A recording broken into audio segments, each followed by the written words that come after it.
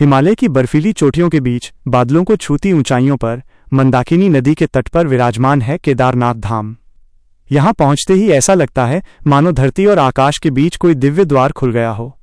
घंटियों की ध्वनि, शंखनाद, हर हर महादेव का गूंजता स्वर सब मिलकर वातावरण को अलौकिक बना देते हैं। पांडवों की पश्चाताप यात्रा। महाभारत युद्ध समाप्त हो चुका था। पांडव विजयी तो हुए, लेकिन अपने ही कुल परिवार के विनाश का बोझ उनके हृदय पर था। वे अपने पापों से मुक्ति चाहते थे। तब महर्षि व्यास ने उन्हें भगवान शिव की शरण में जाने का मार्ग बताया। पांडव हिमालय की ओर चल पड़े, लेकिन भगवान शिव उनसे रुष्ट थे। वे सीधे दर्शन नहीं देना चाहते थे।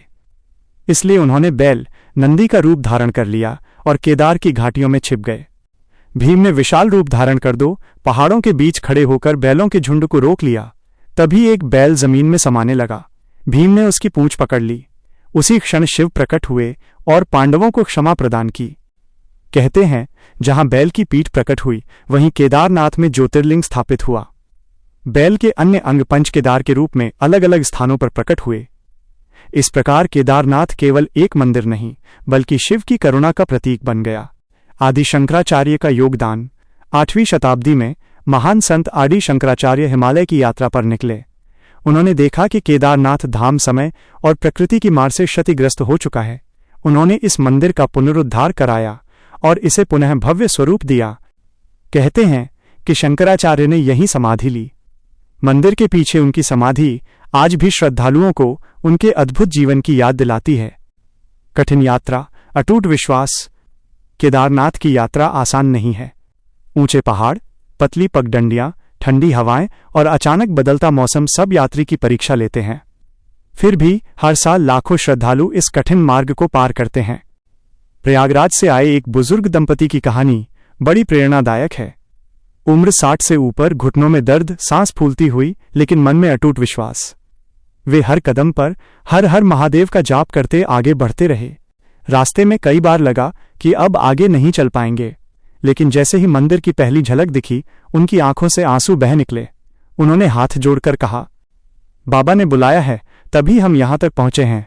उस क्षण उन्हें लगा कि सारी थकान समाप्त हो गई है। 2013 की भीषण आपदा। साल 2013 में उत्तराखंड में भयंकर बाढ़ आई। बादल फटने से चारों ओर जल प्रलय सा दृश्य बन गया।